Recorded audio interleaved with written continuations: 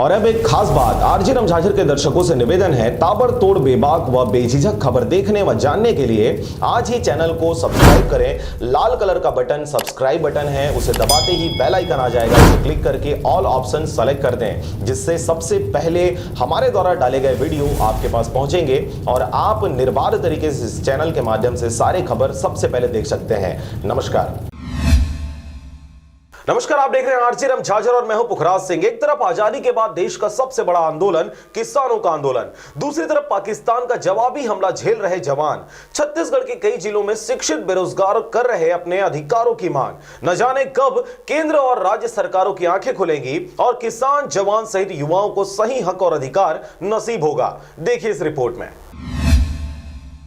6 दिसंबर 2020 को भी स्थानीय अतिथि शिक्षक संघ अबूझमाड़ जिला नारायणपुर के हड़ताल का 14वां दिन था। संघ के द्वारा बीते 24 नवंबर 2020 से हड़ताल शुरू किया गया और आज तक से शासन प्रशासन द्वारा इनकी सुध नहीं ली गई है। शिक्षकों का कहना है कि उन्हें अप्रैल माह का मानदेय नहीं दिया गया है। वहीं दंतेवाड़ा, सुकमा और कांकेर जिला के अतिथि शिक्षकों को अप्रैल माह का मानदेय प्राप्त हो चुका है। आपको बता दें कि स्थानीय अतिथि शिक्षक विश्राम भास्कर से बातचीत किया गया तो उनका कहना है कि वे ओरछा ग्राम के मूल निवासी हैं और वे प्राथमिक शाला में पढ़ाते हैं। एडसमेटा एक बीहड़ क्षेत्र में स्थित एक गांव है जो कि जिला मुख्यालय नारायणपुर से 180 किलोमीटर की दूरी पर स्थित है, जहां सुविधा के नाम की कोई भी चीज नहीं है और न ही वहां विद्युत की उपलब्धता है। इसके साथ ही यहां पर पेयजल की सुविधा तक नहीं है। ऐसे स्थान पर सेवा दे रहे हैं स्थानीय अतिथि शिक्षक विश्राम भास्कर भावुक होते हुए अपने पारिवारिक स्थिति की दयनीय दुखद दास्तां मीडिया के सामने रखी।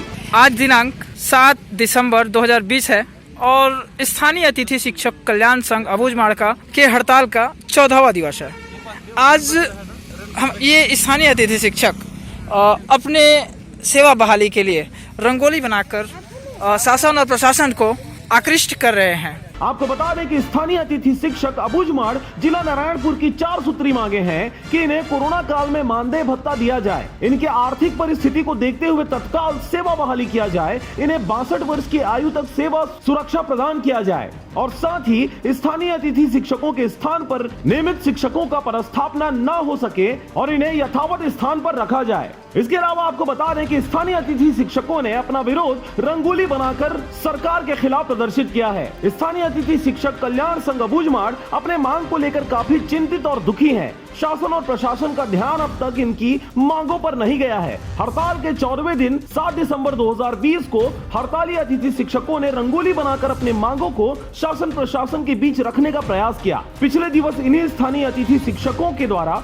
मेहंदी लगाकर अपने मांग को प्रशासन के सामने रखा गया था। इसके बावजूद भी प्रशासन के कान में जू तक नहीं लगी है। बहरहाल मैदान पर किसानों, जवानों सहित शिक्षित बेरोजगारों की यह भीड़ जुटी हुई है। न जाने कब किसानों, जवानों और शिक्षित बेरोजगारों को उनका हक केंद्र सरकार सहित राज्य सरकार द्वारा दिया जाएगा। यह अब आगामी दिनों में देखनीय विषय होगा। नारायणपुर से ब्यूरो रिपोर्ट, आरजे रमझाझर।